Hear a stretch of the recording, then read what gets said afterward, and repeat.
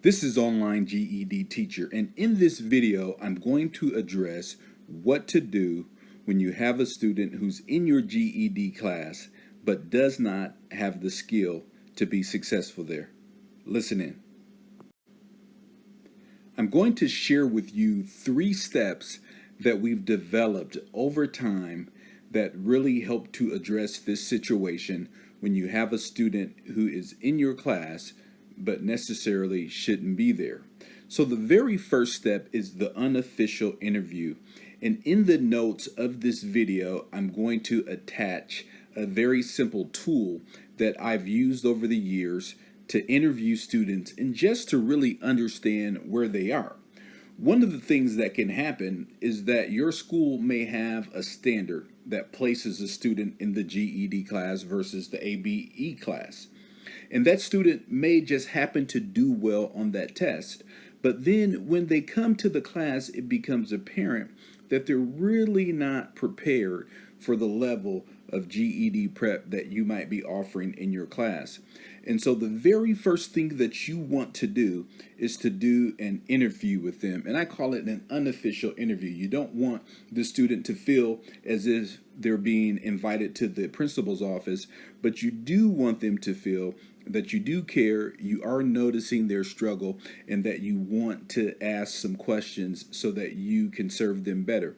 And again, in the notes of this video is a sample interview list of questions that you can use to kind of pull out some of the data that you're going to need to really understand where this student is. Step 2 is what I call the 30-minute TrueUp.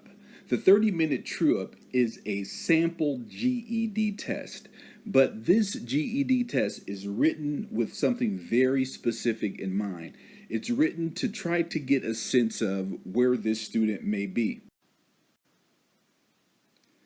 Just like in the previous slide, as I've added a sample set of interview questions, I also have included my specific 30-minute TrueUp test that I use for students. As you use this test and share it with your students, you're going to figure out that these questions are written with some very specific things in mind that are going to really help you and really help the student both come to the next step. That next step is to decide together. So after you've had an opportunity to sit down and have that unofficial conversation, then after you've had the opportunity to have the student do the 30-minute TrueUp, and you and the student also be able to review those results together. And then the third step is all about decision. And the key thing here is to decide together. So this isn't just a decision that, hey, I've given you this test and you don't cut it here anymore, buddy. No, it's more of a, here were the results of your test. Give me some insight on what you're thinking on question number 3, or give me some insight on what you were thinking on your essay sample. Those kinds of discussions might even involve even going to the counselor and helping to have a further placement conversation there. But the key here in step 3 is deciding together so that the student, if they are moved, leave and are moved feeling empowered. And if the student is able to stay based upon the performance on the TrueUp or based upon some discussion that happens between you and the student or others involved in your school, the decision has been made together so they stay in the classroom in confidence. So remember, there are 3 basic steps that you can take when you're struggling to really help a student who appears like they may not have the skill level to be in your class. Number 1, you can just have an unofficial conversation with them, getting to know them better, getting to know what their strengths and weaknesses may be. Number 2, you can use the 30-minute TrueUp, and I've provided it here in the notes of this video, and it's free to you to use in your student to use with your students. And then number 3, the results of that conversation and the results of the 30-minute TrueUp. The decision should be a joint decision. These 3 steps will help you to address whether or not that student should stay or whether or not that student should be moved to a different level.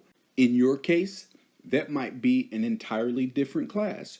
Or in your case, that might be assigning them specific pre-GED skill work before they jump into the regular GED work. That will all depend upon how your school functions and how you handle and how you separate students based upon skill. Remember, the unofficial interview help questions are here in the description of this video.